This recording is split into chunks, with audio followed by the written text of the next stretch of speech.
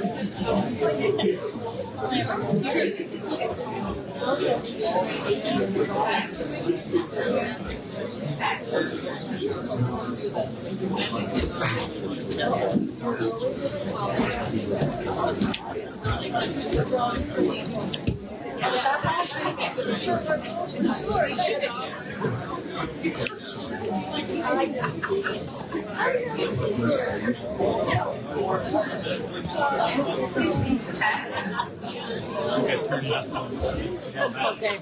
Good evening, everyone, and thank you all for coming out tonight for the Cape Sable Historical Society's first presentation of our series, Local Industries Through the Years. Our mission for this series is to bring the community together for the rare and special opportunity to listen to the lived, first-hand history of our local seniors as they share their life work in prominent industries that have shaped our community into what it is today. It is our seniors who have lived through days that we will only ever know of through their sharing of their experiences and memories. My name is Morgan, and I am a board member for the Cape Sable Historical Society.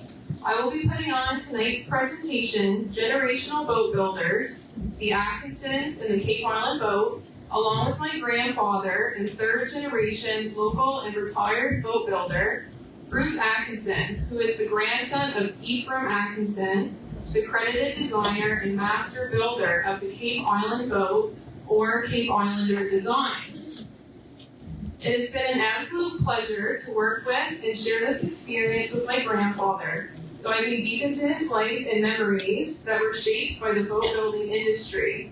I have fond memories of growing up at my grandparents' house, which is across the road from Grampy's old boat shop in Clark's Harbor, and him coming home from the shop for lunch in his work clothes, splattered with paint and smelling strong of fiberglass. It was always clear to me that Grampy was a hard worker, but he put just as much time into his family as he did his work, and our family is very proud of him. Grampy and I would like to send our thanks to our relative Donna, who compiled a large part of the Atkinson and Cape Island boat history that we will be sharing with you tonight. And I just want to mention that Grampy isn't feeling his best today, so I may be reading more of the presentation than we had initially planned. Good evening, everyone. I would like to thank you all for coming out to our presentation tonight. My name is Bruce Atkinson, and I am the third generation Atkinson boat builder. Boat builder is in my blood, and I was surrounded by talented boat builders. Many of my relatives from as early as I can remember. My grandfather, Eagle Atkinson, is a credited designer of the famous Cape Island boat design, which is known all over the world. I grew up in my grandfather and father's boat shops, learning the ins and outs of boat building. At age 17, I began working in my father's full time. From there, which we will discuss tonight, I maintained a successful career in the boat building industry for nearly 70 years. It has been an honor for me to carry on a legacy that my grandfather started over 100 years ago.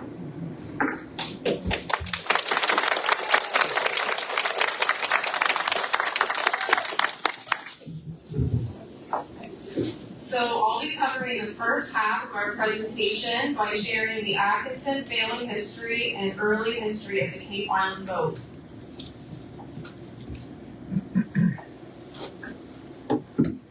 So this is Ephraim Atkinson, Grampy's grandfather, and the credited designer and builder of the world-renowned Cape Island boat. Ephraim was born in 1858 in Eel Bay. He was born into a long lineage of family carpenters, him being the fourth generation carpenter from his great-grandfather, Robert Atkinson, who came to our area in the 1700s from Dorchester, England. With his natural-born skill for carpentry, he chose to continue on the family legacy and began apprenticing in the trade during the 1870s, from the time he was 16 until he was 19 years old. And so began his carpentry career, which would present opportunities for him that went on to shape a vital part of our proud local heritage. In 1883, at the age of 25, Ephraim married Jessie McKinnon.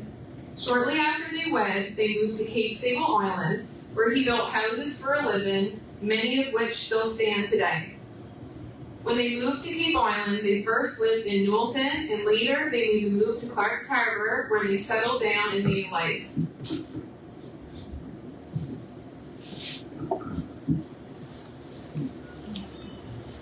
Pictured here is Ephraim Atkinson's family home as it looks today in Clark's Harbor. As Ephraim was a house builder, it is presumed that he built this house near School Street in the late 1800s. Ephraim continued in the carpentry trade by building houses for his livelihood. It was said that he would walk to work every morning, often having to leave at 5 a.m. or earlier to reach whichever home he was building on Cape Island, and then walking home again at night. However, around the turn of the century, times were strained and there was low demand for building houses. He would struggle to contract one house build a year. As he had a young family to take care of, he had to find ways to compensate for this lack of work. He began to seek odd carpentry jobs, working on and repairing buildings during the summer months, which included work on the second Clark's Harbor School on School Street in the early 1900s. It was during the winter months that he decided to try his hand at building dories in the upstairs of the barn that was in his backyard. These dories would soon prove their worth and would go on to be known as the Atkinson dory.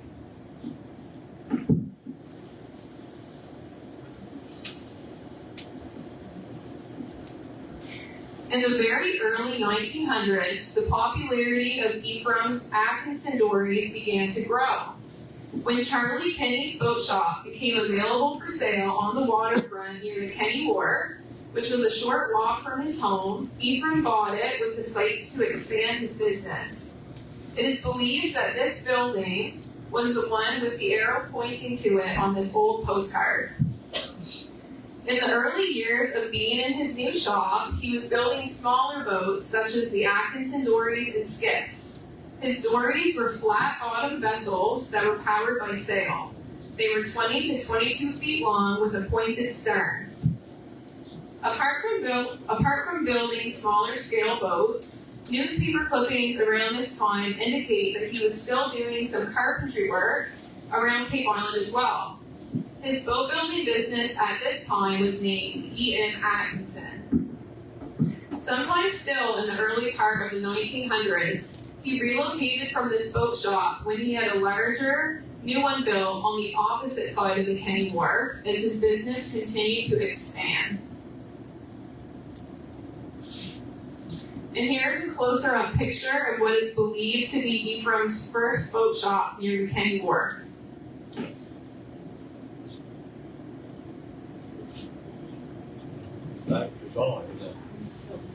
The Cape Island boat is born.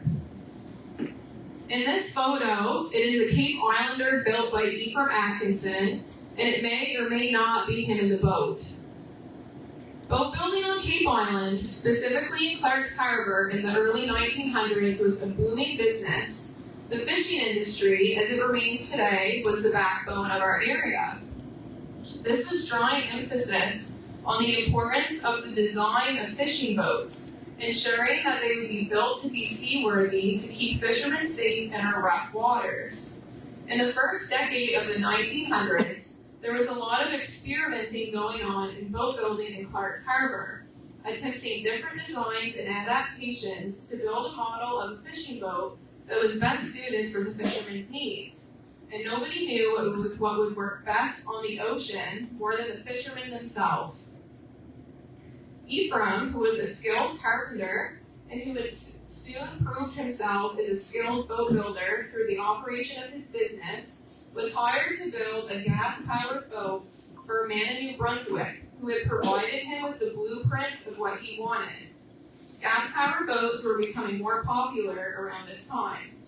The boat that this client wanted Ephraim to build him was a pleasure craft design. It was not suited as a fishing boat. However, these blueprints are said to have inspired him and to have played a part in his future design of the Cape Islander. This, combined with his own expertise, knowing the pros and cons of the fishing boats that were being built at that time, and input from the fishermen and boat builders of the area themselves. Oral tradition also states that part of Ephraim's inspiration for the Cape Islander design was inspired by how a seagull bobbed steadily on top of the waves. He wanted his boat design to ride the waves like a gull. His sons remember him quoting when talking of his design, "She would be wide in the stern and shallow, and she would be strong as the sea under her keel." This combination of knowledge and ideas is the design that Ephraim brought together for what came to be known as the Cape Island boat. He first started building the design with one of his older sons, Manasseh. Manasseh had been working with him in his boat shop at the age of 16 in 1908. The Cape Islander design, when it first started out, was a 24-foot-long, narrow fishing boat, no more than 11 feet wide. It had a well incorporated that allowed water to drain away from the motor, which provided greater versatility and stability. The boats were wooden, built with oak keels, pine planks, and half-intact timbers that defied rot.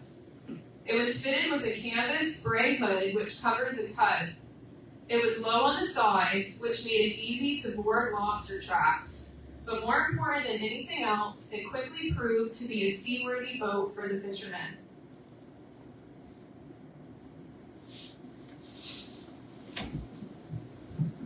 Ephraim's Cape Islander design was described in further detail in a 1997 interview with Ephraim's grandson, Hibbert Atkinson, who worked for Ephraim in his shop. Hibbert said, "Grandfather thought about changing the style of the fishing boat and how to design one without a sail. He took a piece of paper and he started to draw a boat of what he thought might work. Instead of a sail, he figured that he could have some sort of well in the bottom of the boat that went down to a notched keel.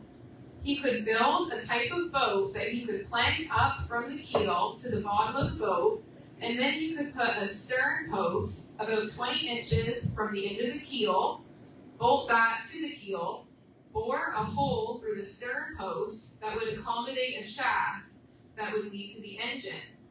On top of the stern post, he figured if he could fit what he called an overhang about 6 to 7 feet long and bolt that to the stern post, at the end of the overhang, he could fasten a stern board. He put that all down on paper and he thought that it looked good." The Cape Island boat design gained popularity quickly, so much so that Ephraim had to build a new shop and later build a piece onto it to meet the demand. It was not long before the design was being built by several boat builders around Cape Island, Shag Harbor, and Woods Harbor, as well as in Shelburne and Yarmouth areas, as it was a design with a stamp of approval from the fishermen. And we would like to note that while Ephraim's vision and design is credited to the birth of this world-renowned boat that is a rich part of our heritage, both research and oral tradition show that the Cape Islander is truly a product shaped by its community over the past 100 plus years, formed from the knowledge of local fishermen paired with the talent of local boat builders. Fishermen have historically always requested their tweaks to the design to suit their personal preferences, and the dimensions of the original design have grown astronomically since the original 24-foot-long narrow boat. However, other than the dimensions and adjustments such as watertight decking, modern equipment and technology, higher sides, and the switch from wooden boats to fiberglass, the basic boat design of the Cape Island boat has remained pretty much unchanged since the first decade of the 1900s. It is a design that has proven to stand the test of time. An interesting thing to note as well is that the true year of when the Cape Island boat was designed may never be known, as it is not recorded in any research found to date. Different oral traditions have pinpointed the years of the design originating around 1905, 1907, or 1908.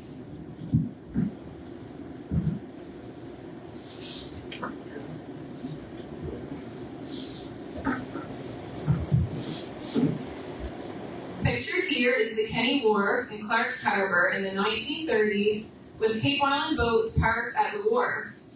At the far left of the photo, you can see the arrow pointing to Ephraim's second boat shop. As you can see, it is now on the opposite side of the wharf from where his first boat shop was, and the shop itself was actually two adjoining shops. By the time this photo was taken in the 1930s, Ephraim had 3 of his sons working under him. His son Manasseh had been working for him since around 1908. His son Ernest had been working for him since 1914. And his son Herbert, who was Grandy's father, had been working for him since 1916. Their family business was called E.M. Atkinson and Sons.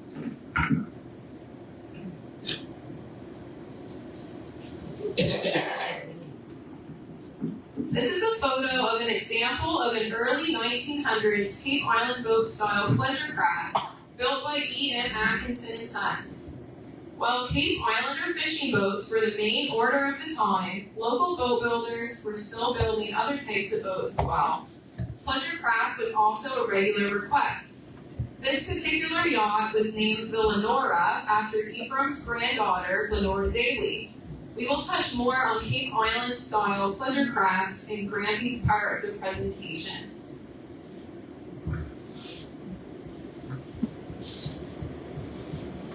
This is a Cape Islander that was built by the Atkinsons for a Marsden Atwood of Boston around the late 1930s.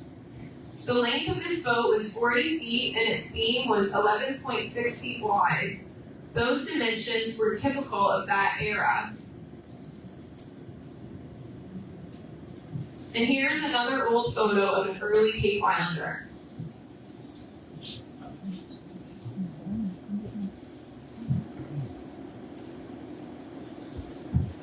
Passing the torch. In 1938, Ephraim retired from boat building at the age of 80.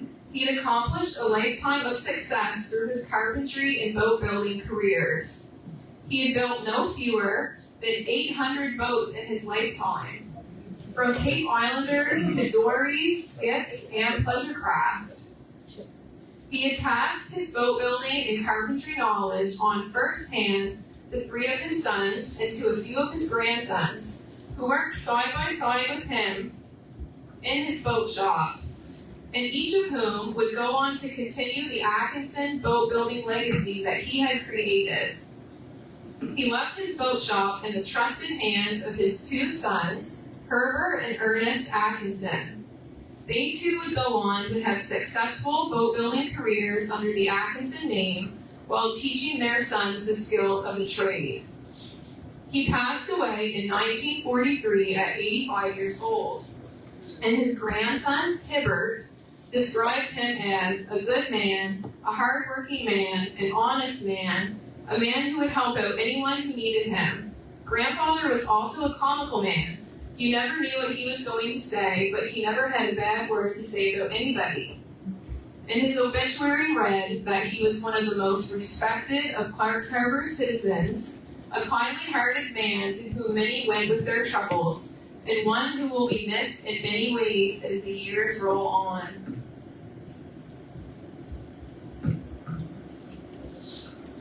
So the next generation of the Atkinsons take over.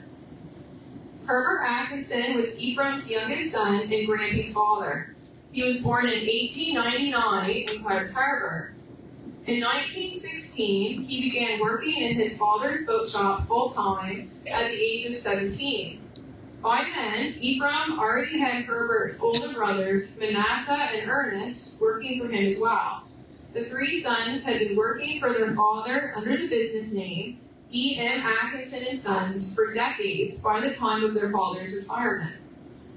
Their older brother, Manasseh, became ill and passed away the same year of Ephraim's retirement in 1938.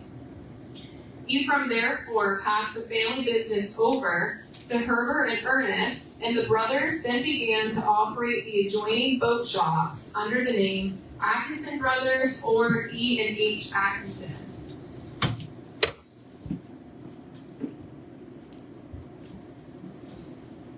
So the Atkinson brothers were building side by side.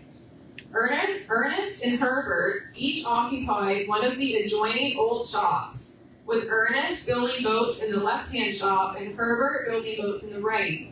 While they ran their business under a shared name, they each worked on their own boats in their own shops. Pictured above is one of Ernest's completed Cape Islanders ready for launch, and one of Herbert's Cape Islanders in the process of being built. This photo is likely taken in the latter part of the 1940s or the early 1950s. Before Ephraim's retirement, 3rd generation Atkinson boat builders had begun working for the former E.M. Atkinson and Sons, then being 2 of Manasseh's sons, Charles and Hibbert Atkinson. Charles and Hibbert remained employed with their uncles, Herbert and Ernest, once the family business switched hands. Herbert and Ernest each had children of their own, who also took interest in getting involved in the boat building business and eventually became employed upon finishing school. Throughout the years, Ernest's 3 sons, Donald, Ernest Jr., and Wayne, were employed with him, as well as Herbert's sons, Freebert, Bruce, Hubby, Paul, and Roger, being employed for him at different times. Both Ernest and Herbert carefully passed on their knowledge of boat building onto the next generation. And I picture these as the glory years, with a boat shop full of generations of Atkinsons carrying on Ephraim's legacy of boat building and the Cape Island boat while shaping to work more Atkinsons into talented boat builders as they reached a working age.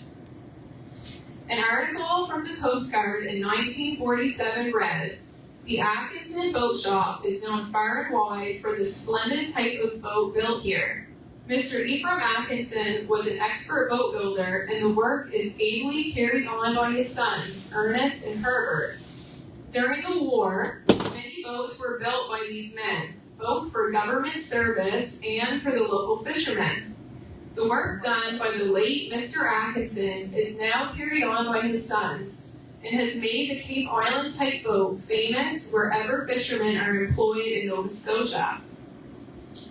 Herbert and Ernest were partners in business in these shops until the mid-1950s, when Ernest took over a shop and moved his business to Centerville, which is where Chainsaw Stanley Greenwood's shop was located. At that time, Herbert used the entirety of the boat shop and continued the generational family boat building business there, partnering with his two oldest sons, Freebert and Bruce. His nephews, Hibbert and Charles, remained employed with him as well, and he renamed the boat shop H.A. Atkinson and Sons.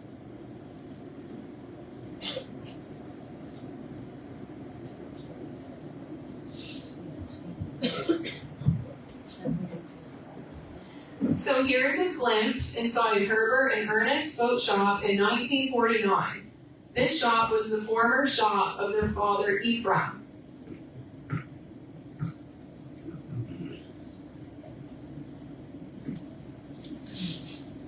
Generations of Atkinson boat builders. Pictured left to right are Charles, Ernest, and Hibbert Atkinson. Charles and Hibbert were nephews of Ernest and Herbert, the sons of their brother Manasseh. Charles and Hibbert ended up working for 3 generations of Atkinson boat builders. They worked for their grandfather Ephraim, their uncles Herbert and Ernest, and many years later they worked for their first cousins Grampy and Freebert. I will share an interesting story about Ernest. Early in Ernest's boat building career, he lost all of his fingers on his left hand in a planer accident. Despite this disability, where one's hands were essential for the craftsmanship of boat building, he persevered, and this never set him back from his success in his boat building career. Ernest retired from boat building in 1967, and he had maintained a successful career in boat building for over 50 years. So this is what a Cape Islander in the 1950s would look like, and what the Atkinsons would have been putting out at that time.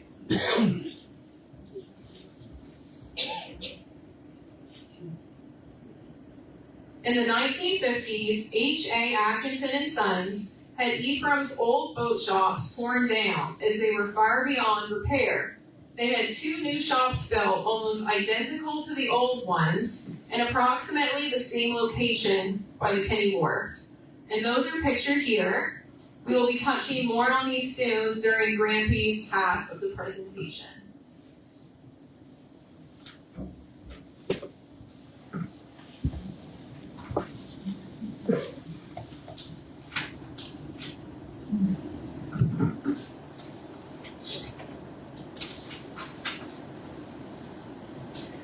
So we're going to travel back in time and watch a video filmed in the 1960s featuring the Atkinsons and the Cape Islander that was filmed by Nova Scotia Archives. The boat that they are working on in the video is being built in the new shops that we showed in the last slide. In this video, you will see Herbert Atkinson. He's in the red beret and plaid shirt. Grampy is wearing the silver jacket. He was 29 at the time of filming. Hibbert Atkinson is in the buffalo plaid beret, and Freebert Atkinson is in the navy work suit.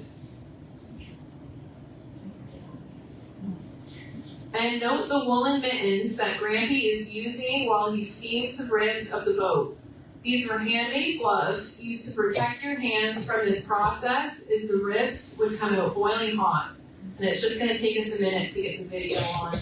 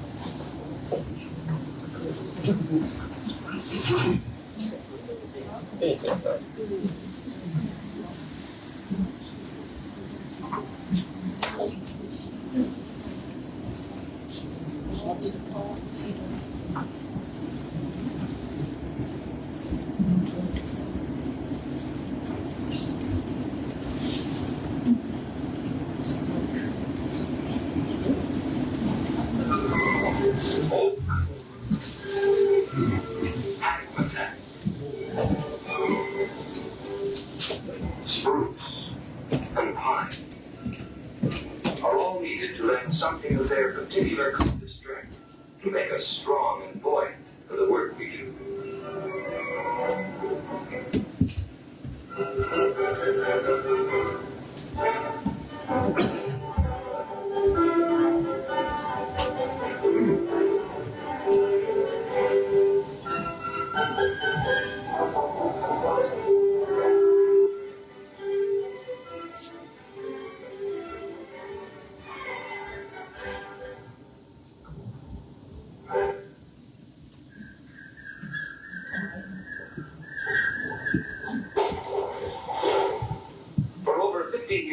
Cape Island boats have been launched at Clark's Harbor, the largest village on Cape's. On this rugged little island off the southwest coast of Nova Scotia, the soil is poor, but the sea all around is rich, so men turn to the sea for their livelihood. And here in 1907 lived one Ephraim Atkinson, who built it to fishing boat. This is the model from Ephraim's son chose it to be wide in the stern and shallow, designed to ride the waves like a gull.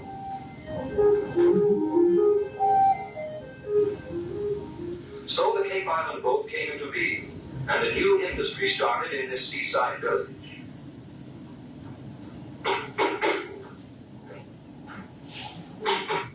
From native trees, boatbuilders select the wood best suited for its job in the boat assembly. Hardwood, yellow birch or oak for the keel. The keel is really the backbone of a boat, and it must be strong to support the superstructure. Fresh, deep, the ribs are easily shaped.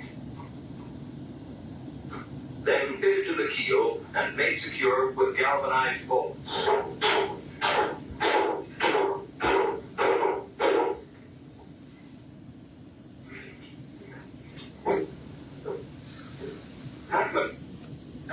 Because it's tough by nature, and when covered, resists dry rot, which might attack other woods. They select pine planking for the sides, because it takes a better finish and also resists rot. Nature shaped the leaves as the spruce trees grew in the forests. All that is necessary is to cut the sturdy roots to size.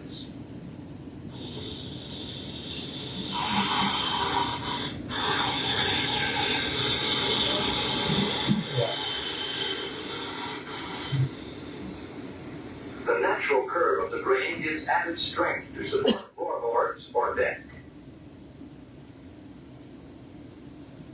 The broad beam design of the Cape Islander gives it the lateral stability so necessary for the type boat does. Some are built completely open, others with canopies over their foredecks, depending on the work they're designed to do. So it was that Nova Scotia's favorite fishing boat evolved from the little model Ephraim Atkinson over 50 years ago. And since then, over 5,000 Cape Islanders have been built. Today, many are built as pleasure craft too, always following the same lines, but with decks and cabin interiors handsomely finished.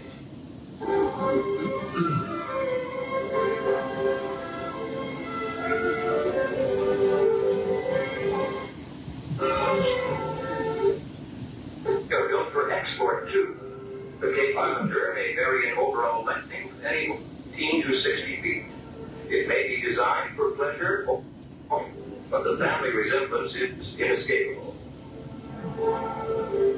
This is a longliner type, great for storage, are out on the open sea. Field boats.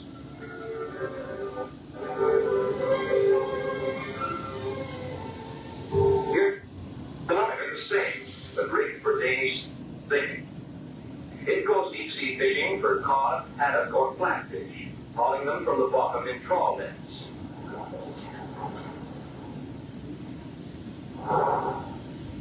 These longline get pounds of ice fish in their homes.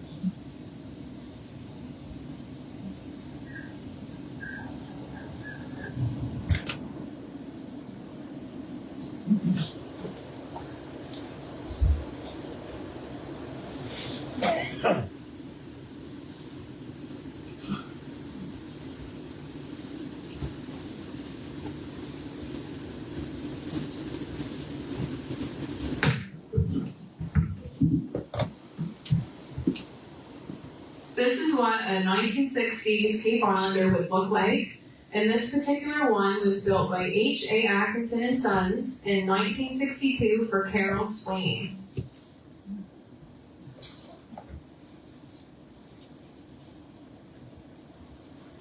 This photo shows a 1970 Cape Islander being launched. The new boat shops are seen in the background on the left-hand side of the photo. Note the group of onlookers gathered on the wharf and Cape Island boats scattered around the boat shop. Boat launches in our area, more so of the past, when the boats were wooden, were known to draw a big crowd. A century ago, boat launch dates were often advertised in the newspaper, and crowds would excitedly gather to watch the event. In the days before fiberglass, the craftsmanship that would go into a wooden Cape Islander was extensive, a true labor of love, where the owner of the boat would watch the progress with anticipation. With wooden Cape Islanders, they were each hand-built individually, and while the same design was followed, each would be a little different than the other, especially if a fisherman asked for specific adjustments.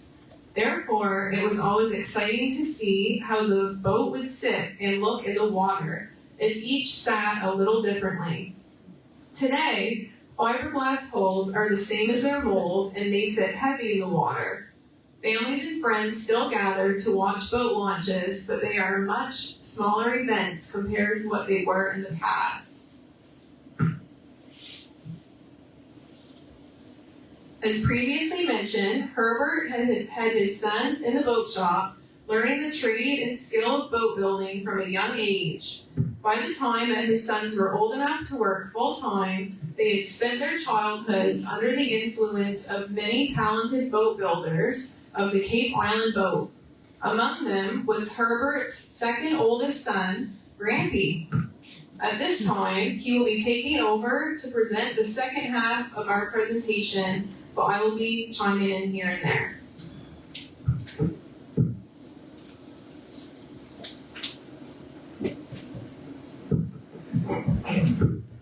You'll have to excuse me. I woke up this morning with a bad cold.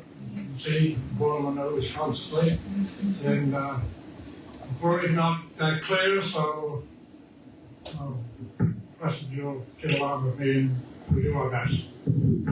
I was born to have lived my whole life in outside of Nova Scotia.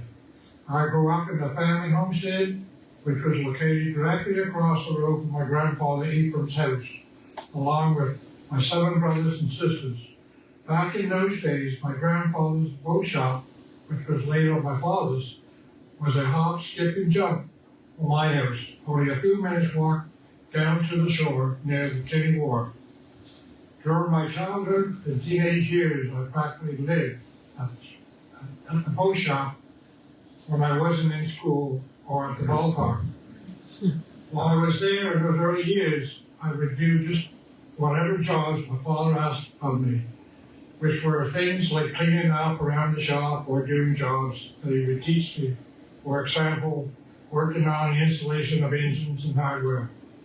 Another one of the early jobs I would do in my father's shop was steaming the ribs of the boat. I can still hear my father telling me, get the boiler up steam, pick up 30 or 40 of the best timbers and let me know when they are ready to take out.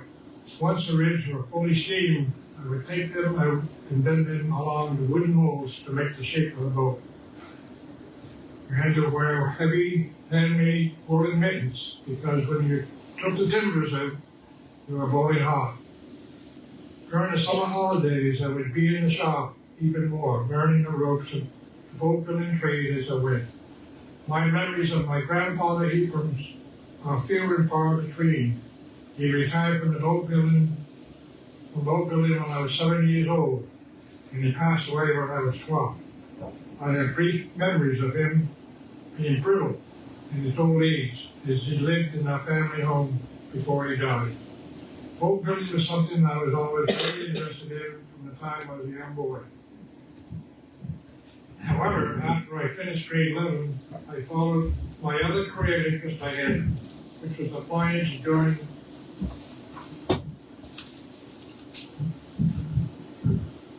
the CMP. It turned out you had to be 5'8" in those days to join, and I was a quarter of an inch short. It must have been fate that it didn't work out for me. I believe from the time I was young and helping out in my father's boat shop, he had a plan for me. By the time I went through grade 11, when I was 17, and I'd been working with him casually in his shop for years, but it wasn't until I was out of school and after the RCMP fell through that I began boat building at my father's shop full time. By that time, I knew the ins and outs of building the boat already.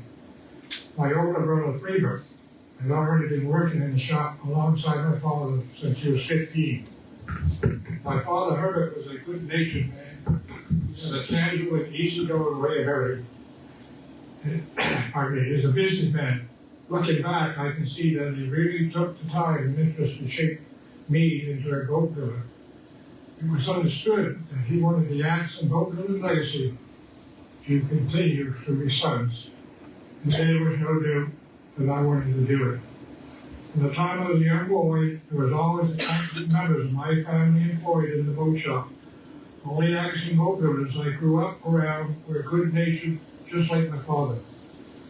They all were helpful and wanted to show you what to do. And they could tell I had an interest in it.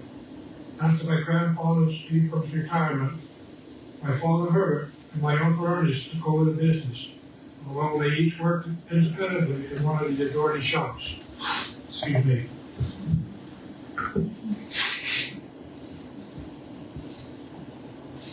When I first started building wooden Cape Boatbuilders in the late 1940s, the beam of the boat was about 10 to 11 feet wide. Other than Cape Boatbuilders, we were also building pleasure craft of the Cape Boatbuilders design, oftentimes building yachts for customers in the United States. There was little change in my grandfather Ephraim's design as far as dimensions of the boat went for many years.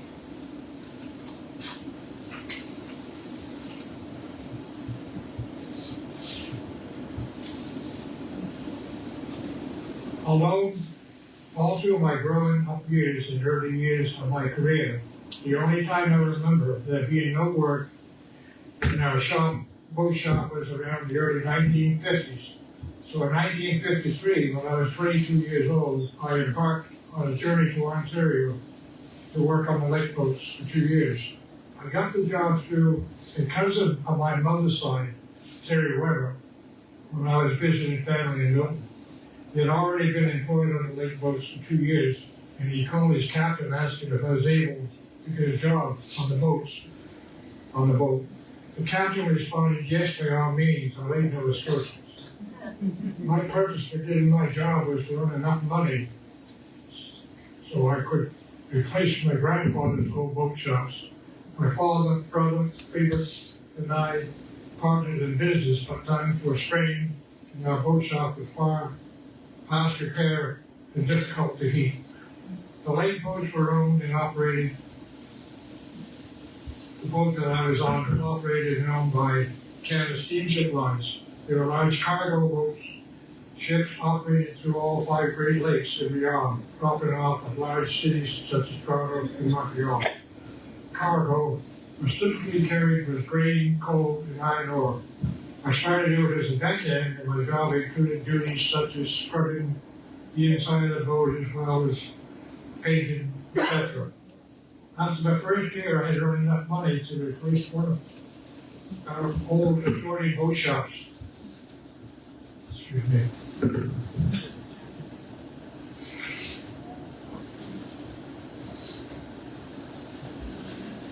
There's a lot of heat when we're going through boat shops. Anyway, I think I'm doing better than I expected to do when I woke up this morning. I didn't think I was going to be here, so far so good, hopefully. After my first year, I had earned enough money to replace one of our adjoining boat shops. When it was time to head back to Ontario for my second year on the lake boats, I was unsure if I would go or not, as I had started dating my wife for a minute. However, I went. Midway through my second year, I was promoted to quartermaster, which allowed me to steer the boat along with the captain and mates. The wheel was 4 foot tall. I got promoted very quickly because the staff turnover was big. So if you stayed on with the company, you would advance quicker. By the end of my second year, I had finally earned enough money to replace the other half of my joining shops. Both were joining shops were built following the same design as my grandfather's old shops. Going away to earn the money to replace these shops was one of the best decisions I felt I made throughout my career. It allowed us to continue and keep our business established. Around the same time that I went on the lake boats, my father, brother Freebert, cousin Hibbert, John Daly, and George Wiggins took on their own adventure. They went up to Labrador where they were able to find work. They were up there for about a year, first working on satellites and later working on a boat that was to be built in that area. When word got through to them that Orville Davison wanted a boat built back home, and so they came home to build it, and I don't ever remember a time for strain for us like that again. In other words, I don't remember a female work in boat shops since that time.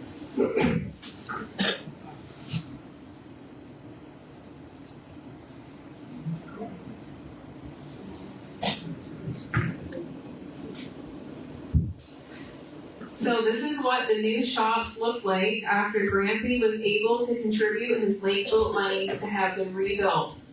They were built in the same shop as where his grandfather's boat shops were. Grampy's father, his brother Freebert, and Grampy were partnered in business, and they worked together in these shops until their father's retirement in 1968.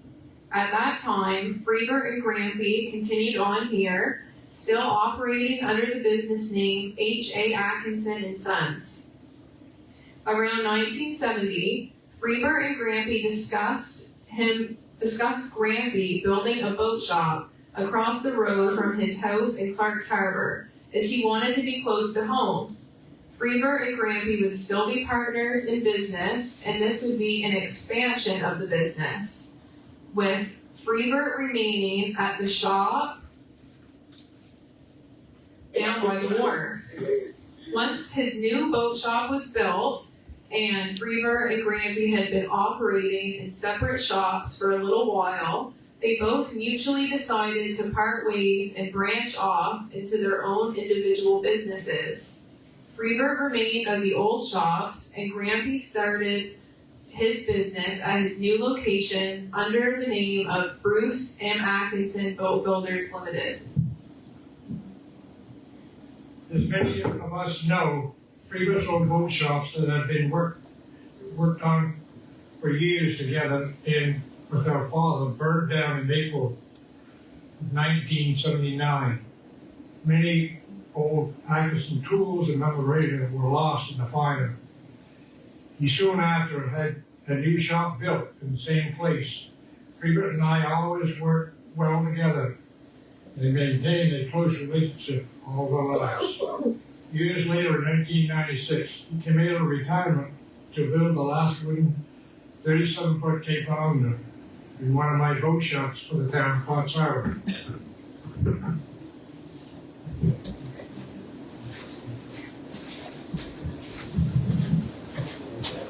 So in May of 1972, Grampy launched his first Cape Islander from his first boat shop of Bruce M. Atkinson Boatbuilders Limited. This was the Melody Rose II, belonging to an old friend of his, Philip Jones. Here you can see the boat being perched up high, waiting for high enough tide to float the boat behind the boat shop. A difficult part of Grampy's new shop location was that they had to time the tide for boat launching. Sometimes you had to wait days for the water to be high enough to get the boat into the water. In later days, he would have his boats brought to the wharves by truck. In the days of the wooden boat, it was always exciting to see how each boat would sit in the water.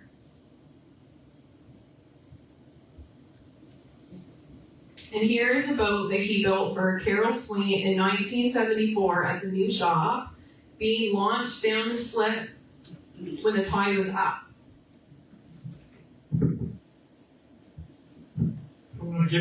From the beginning of my career to my retirement, I have employed over 100 people throughout the years. At the very, very height of my career, I had more than 15 people working for me in that one time. And I averaged 4 to 5 people in the individual shops. As the demand for boats continued to grow, I had to expand my business. From the early 1970s, when I branched out onto my own until the time of my retirement, I had 5 boat shops either built or refurbished on the property, some being built to replace an older one.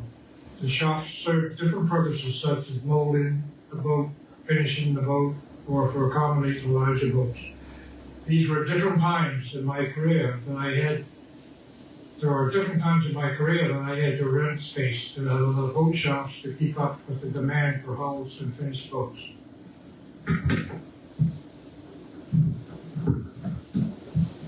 And this is his former boat shops in Clark's Harbor.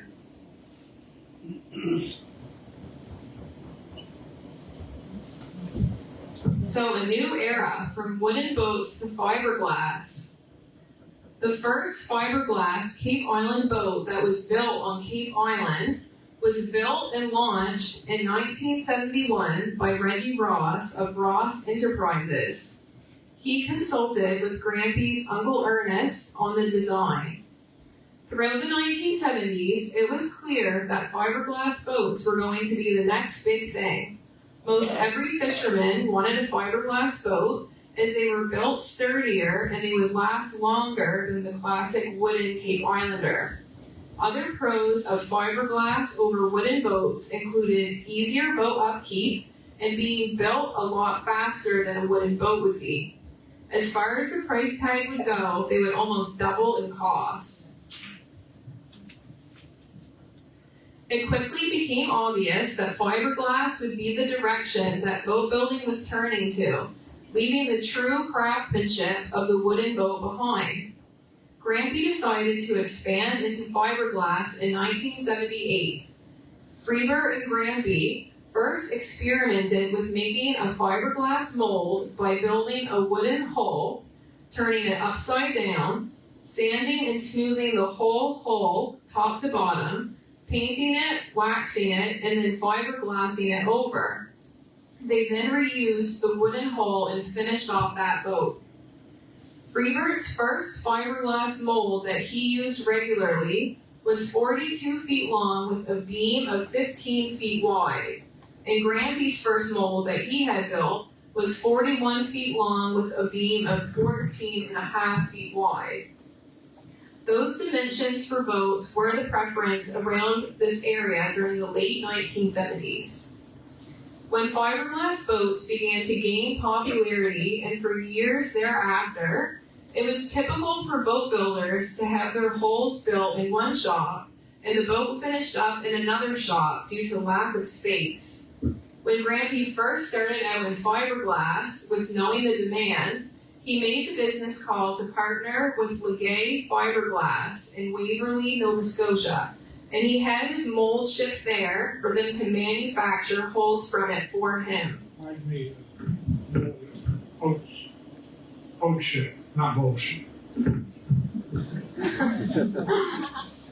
This was an important move to keep space in his shop for building.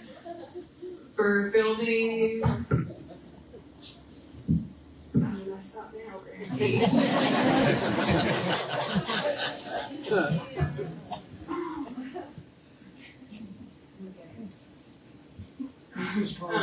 Here we go. Fiberglass in Waverly, Nova Scotia, and had his boats shipped here, not boats. Okay, so that's clarified. He would sell the hulls that Legay Fiberglass made out of his molds to other boat builders all over Nova Scotia, the Atlantic provinces, and the United States to finish them, or he would have them trucked to his shop in Clark's Harbor to finish them himself. About 2 years later, he built another mold, which was 37 feet long and 14.6 feet wide.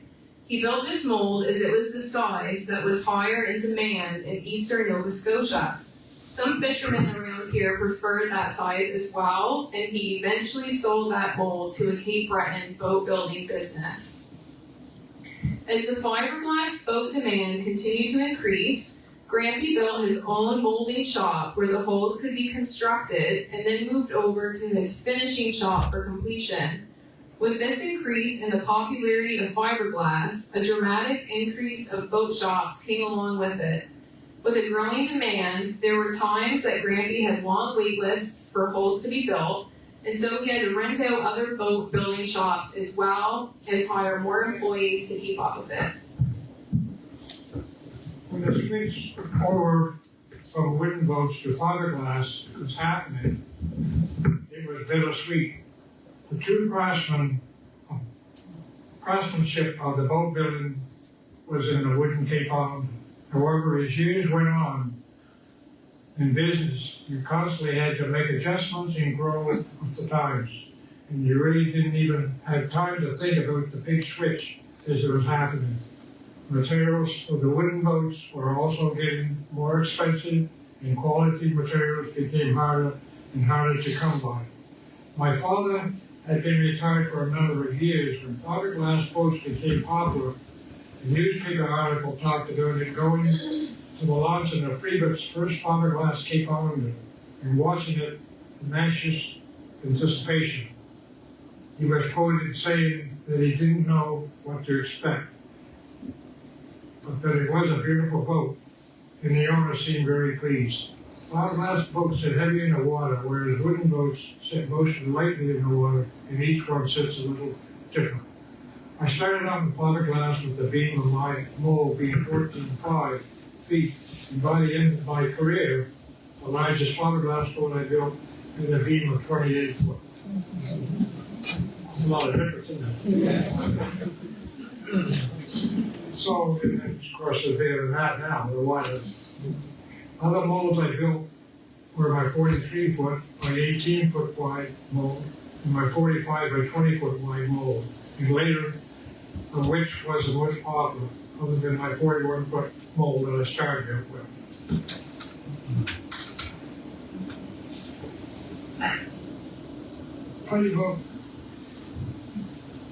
Pleasure boat forward in the Cape Island boat sign were being built as early as 1920 by my grandfather. When I was partnered with my father and brother Atkinson and Sons, we built many Cape Island style yachts for customers in the States, and I built pleasure craft Cape Islanders here once I branched off on my own. Towards the late 80s and early 90s, it was slow in the local market for fishing boats. These pairs came and went as a boat builder you would, excuse me, my eyes are running off. Towards the late 80s and early 90s, it was slow in the local market for fishing boats. These pairs came and went as a boat builder. And I guess anybody that has built boats over the years, we've seen probably half a dozen times where it was real busy, and a lot of times it was really slow. So I recognized that I had really good, talented craftsmen employed that could build yachts, and that if I wanted to continue to keep my business operating successfully, entering the pleasure boat craft boat market would be a smart business to move to. Coming into the pleasure boat craft market would compensate for times when local businesses were slower.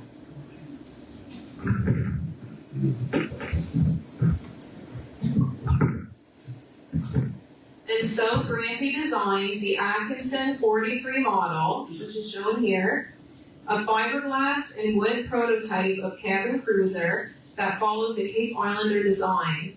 The hull was pretty much the same as the lobster boat, except the bow was raked for a bit more grace. The Atkinson 43 model included plush carpeting, a central back system, and oak interior woodwork. It could reach speeds of 20.2 knots. In 1991, Grampy decided that they would try to market the Atkinson 43 model at the International Miami Boat Show in February of 1992. In order to do this, he had to make the 3-week journey by water in it in the fall to store it in Fort Lauderdale for the winter. In the spring, himself and his foreman of the time, Terry Brown, ventured down to Florida a few days before the show and brought the Atkinson 43 to Miami. On the second day of the Miami Boat Show, a gentleman by the name of Al Smith came aboard my yacht and asked a lot of questions about the boat design and left. Al Smith and his partner Norman Jacobs were brokers from Toms River, New Jersey, and had their boat entered in the boat show. The boat was a 36-foot monk trawler. Now, the word monk comes from a well-known designer from Seattle, Washington, by the name of Edmund C. Monk. And he designed this boat for a company in China. And they built over probably 130 or 40 boats. And at the time of retirement, they had sold these molds or these components to these brokers in New Jersey.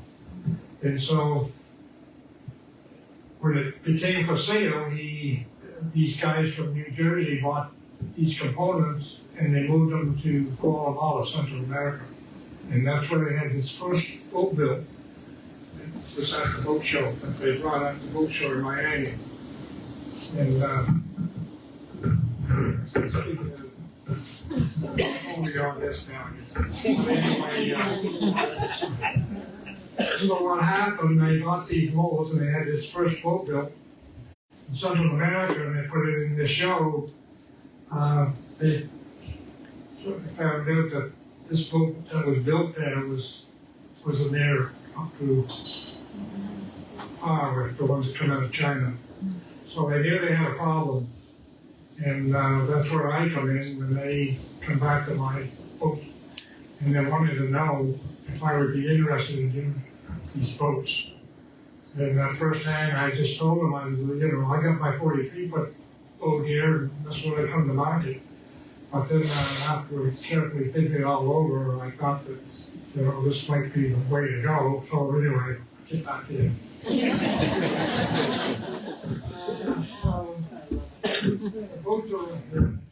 The boats are right here. When they bought these molds, and when they found out that they no longer wanted to call them all, they come to me. And so when they arrive here on a banana boat ship from Central America to Tampa Bay, Newfoundland, and then from there they were brought to Crouch Harbor on two large low-paid trucks. In the beginning, production was slow because of it being new product and had not been done before. It took time to learn the design and how to build it. To take this business venture on meant another expansion and hiring more employees. After turning over several of these boats, I personally found that the local market for fishing boats was strong, and I wanted to shift my focus back on this direction. I decided after my contracts expired, I would no longer continue to manufacture these boats.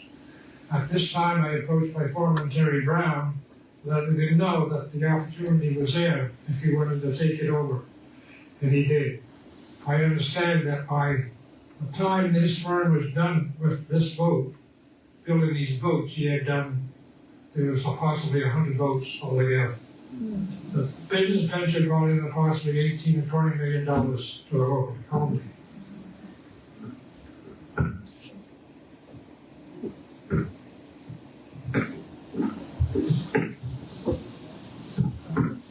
One of Grampy's proudest and maybe most stressful days of his career was the day that he launched 3 Cape Islander lobster boats in one day, a few days before the lobster season opened.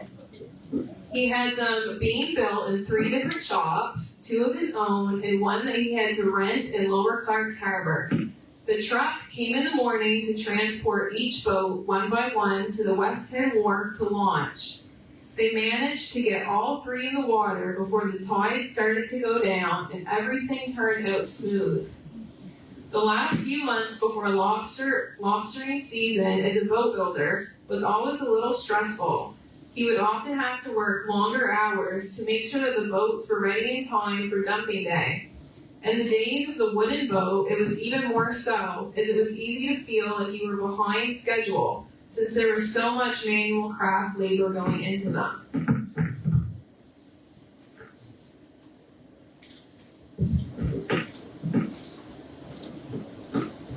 Other business ventures that Grampy partook in throughout the years was building passenger boats for the whale and bird watching industries in Newfoundland, which still operate today, and building a yacht for the principal of the Royal Military College in Kingston, Ontario. He was also part owner in many other businesses over the years, such as Atkinson Boatbuilders Limited, Atkinson and Yates Boatbuilders in Springdale, Newfoundland, Atkinson and Simmons International Boatbuilders Limited, and Nova Boats in Chatham, Mass. And this picture is Grampy standing by one of the boats for the O'Brien's whale and bird watching tours when we went to Newfoundland a few years back. 35 years ago, it came to me to have 45-foot boats built for the whale and watch a word bird company. But anyway, it was only, they were 50 passenger boats, and then they finally come back again, and that's what this boat is, and it's a 50-footer, and it's registered for 100 passengers. They've been really, really busy. And if you're ever going to Bay Coast, Newfoundland, be sure to go there. It really works. I don't get paid for that.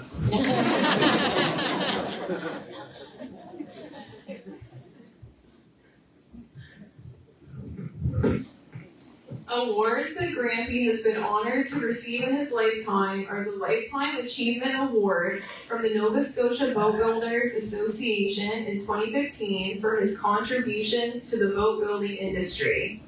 He was also inducted into the Atlantic Canada Marine Industry Hall of Fame in 2023.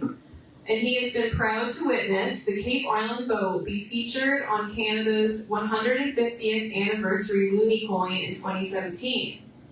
Overall, his biggest accomplishment in his entire career has been able to have the opportunity to either contribute to and or work on approximately 1,000 boats that have been sent all over North America. He's the third generation Atkinson boat builder who started out in the boat building industry through my grandfather's wooden boat design and then spent many years in fiberglass. It is my personal opinion that it is the wooden boat where the true skilled labor was. When my grandfather started out in boat building, and for decades after, he would always get planking used for building boats from Shelton woodworkers or from Sutherland's in Clyde River. And Stanley, I know you're here.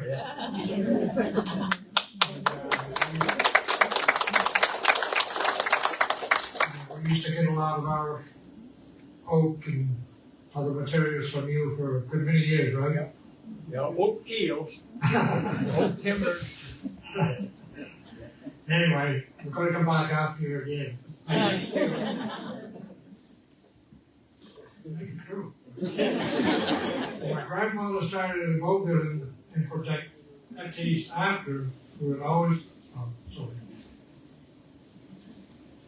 in Shelton woodworkers, when they were doing these logs, they would often save the logs for us.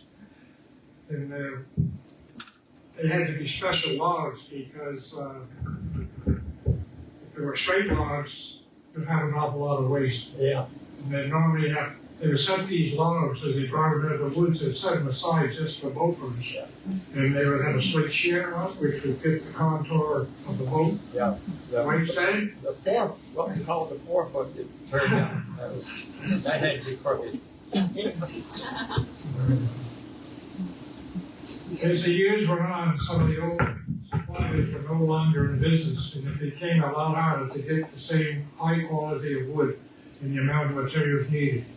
Accordingly, my Uncle Ernest, it took about 2,500 to 3,000 boat nails to build a wooden hull for a Cape Islander. Each wooden boat was a labor of love, each a little unlike the other, and built with true skill and craftsmanship. They were true seaboats from the start. We will now watch a 7-minute video taken in 1996 of Frida Atkinsons working on the last wooden Cape Islander in my boat show, as well as Ronnie Kinney talking about the charm of the wooden boat.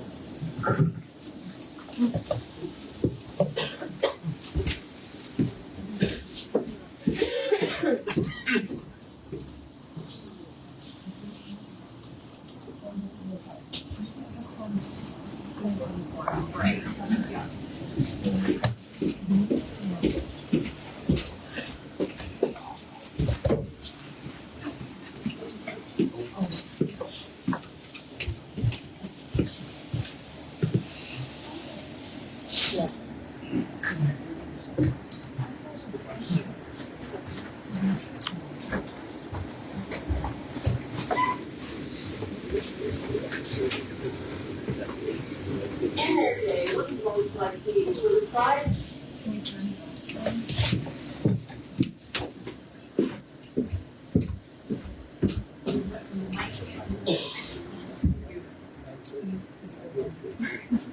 In their day, wooden boats like these were the pride of boat builders. Like these were the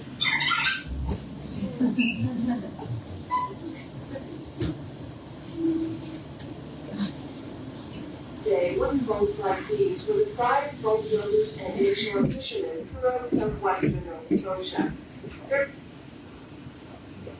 In their day, wooden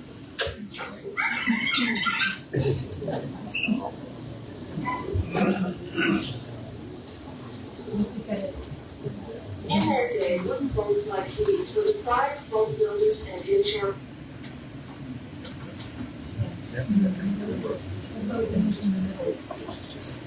Can you see the sound, your sound icon in the middle? Can you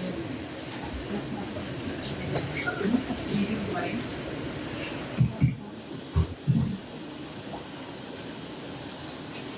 way, I know what that loan is now. I think it's that thing.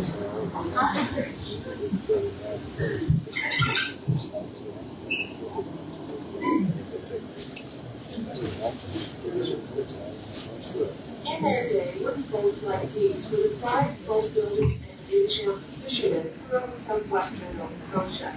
They're called Cape Island boats or Cape Islanders, and were considered the top of the best working boats in their day.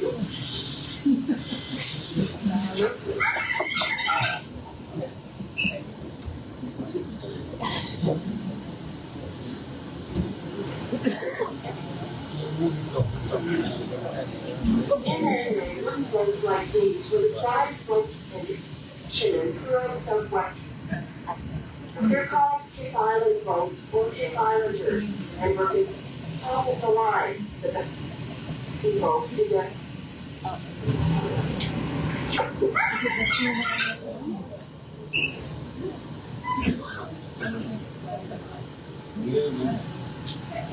In their day, wooden boats like these were the prized boatbuilders and inshore fishermen throughout southwestern Nova Scotia. They're called Cape Island boats or Cape Island, and were considered the top of the line, the best working boat in their class. Now many of them lie abandoned to sturdier, sleeker versions of the You can post the link.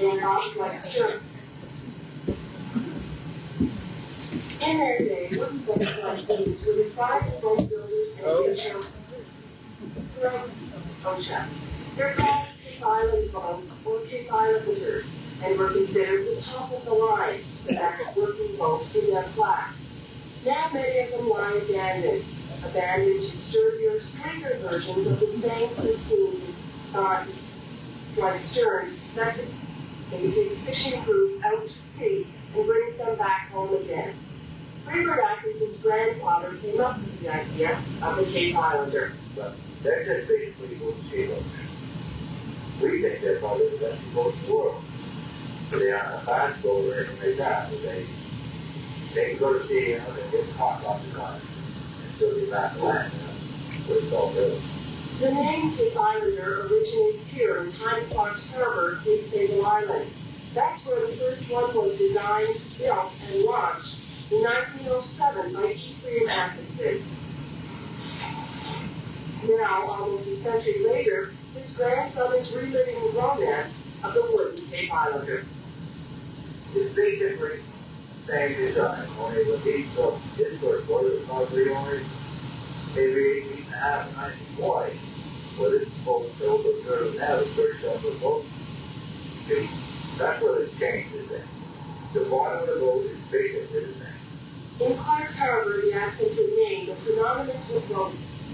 Freeman took up the trade with his father and his grandfather when he was 15, and he never stopped until he built his last wooden boat in the late 70s. Then he retired a few years later. Well, after 17 years, wonder I think we can do it. That was part of the reason, but then I knew I would enjoy it. And I am. At the age of 68, he's back at it again. When the town asked him to build a boat for tourism season, he saw it as an opportunity to craft just one more wooden boat. Atkinson isn't alone in this project. He's got help from his brother, Bob, and Herman Simmons. Well, it brings back memories of how much I enjoyed doing what I was doing. I don't know if it brings back other memories or not, but it does make me remember that I wasn't there to do what I was doing. For the past 4 months, the shop along the shoreline in Clark's Harbor has been transformed to days when building wooden Cape Islanders meant to screech of steam. The counting of sites are nailed, and longer days in the shop because the detailed craftsmanship involved. You come in the morning and you smell that roasting pine and the hardwood. There's nothing bad as it. Now, those smells of pine and hardwood have been virtually replaced by newer boat building material. And fiberglass is sometimes it's pretty smelly. It's always good. Research Atkinson isn't the only person who prefers the more traditional ways of boat building. I'm sure if I was fishing today, I would go in that shop and do not. But, I guess you can do it will kick off. Ron Kenny spent close to 50 years fishing up Clark Harbor from a wooden Cape Islander. A lot of the fishermen that got the fiberglass boat didn't really like to deal with the boat as much as they did the wood boat. They tell you that. Take them out, they even out there, cook a lot with it, shoot fast. And they don't like the old wood boat, had a different they didn't care that much more, but they never had any choice. Kenny got his first boat from Mother 47, when it was routine for fishermen to turn their boats over to their sons without paying taxes like they do today. He owned 8 wooden boats during his fishing days when every boat was custom made by hand. Well, I guess it was that was the first loan. When they got a boat, they watched it being built, and the whole time it was being built, they wondered what it looked like on the water because they had made suggestions. I didn't want a few sharp board, I want a little full, I want this, and I want a little high top size, I want a certain height bow, and then they had a big response also because they had a part in it and say, what's it going to look like in the water, what's it going to be like. So when it hit the water, they let look at it, they let feel it, and it's like the first rock. But before he retired, Ron Kenny reluctantly had his wooden boat fiberglassed over. The way they use boats around here, they use them pretty rough. And they have the seams are hard. And, when the rough weather, they work. And the caution's doing good for those 6 years, and it starts weakening. And then they start leaking. Nothing, keep them on the shore, pass them up after, keep quarantine. And that was a big problem with those. The Atkinson boat yard made its own transition to fiberglass built boats in the early 80s. Although the wooden column had given way to the cheaper fiberglass boat, the love for the Cape Island design still remains. I think it's because it's the most popular boat, the boat that we own. And it's a boat you're supposed to be efficient. You should have soaked them down in the United States. It's the only one that I've ever even wanted to. My grandfather designed it, and my father, my continued it. My brother Bruce and myself after that. As we were Atkinson's wooden boat is 6 by 10 dirt. It is to be used as a workboat, and this boat, which requires meticulous detail to build, will eventually meet the fate of other wooden Cape Islanders, when its distinct wooden frame is someday smoothed over with a shield of fiberglass. Karen Blackwood, BBC News, Cape Sable Island, Shelburne County.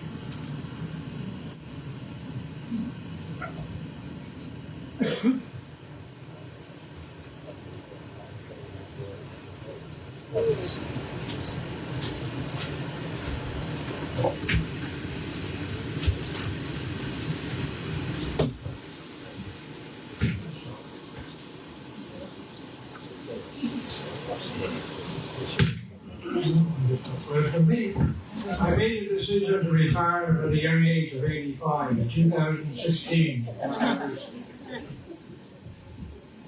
When I saw my last shop in boat mold, the Cape Island boat design of my grandfather still continues to be built today, although a lot larger in size. My nephew Gregory Simmons continues on the Atkinson boat building legacy along with his son Terry. All the years that I worked on building boats, I would definitely do it all over again. All of those years, as you go along, you are constantly adjusting, expanding to the next move in the industry. I didn't even really have time to stop to think about how many changes took place from the time I started at 17 years old to the time I retired. You are just keeping up with the times. so-and-so wants a boat built bigger, so-and-so wants this adjustment.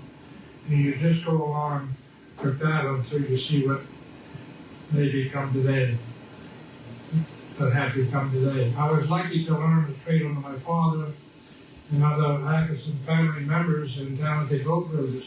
I have fond memories of my father always chewing on going plank, and I like to do that. I like doing that too. It's we're painting off the boats. You know, you pick up one of these shavings and put it in the middle of the chew on it. Just not much flavor to it, but I was lucky to learn the trade of my father. When I first started on the boats, we were 10, 11, 12 feet wide, and when I stopped building bigger boats, I had built was 28 feet wide, and it was fiberglass instead of wood. Throughout my career, I took numerous opportunities when they presented themselves, and these opportunities allowed me to travel all over the Ontario Lake Coast to bring in boats by water to many places in the West, Newfoundland, and more. I was never a fisherman, but I spent a lot of time on the water. To me, it was just another worker following up my grandfather's footsteps. I'm proud to see the desire to keep on a boat carry on. I wouldn't have it any other way. Boating all my life, it was something I enjoyed doing late in life. I never got tired or bored of it. It's a career I'm certainly proud of. Thank you.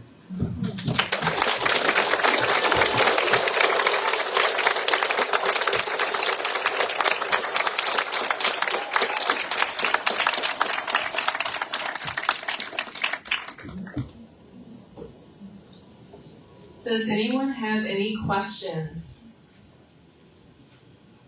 I have a question. Glenn, do you think you can find a 6x7 hook long? Probably.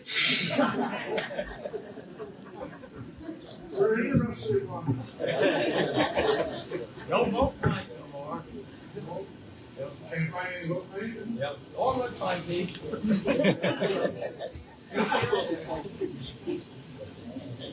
Timbers, right? The reason why I'm asking is I think they're thinking about possibly having a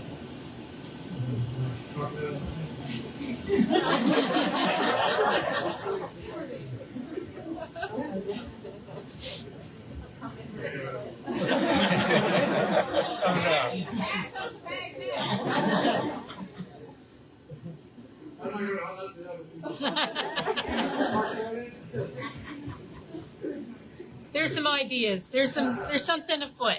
There's something afoot. Yeah. Well, thank you for coming out.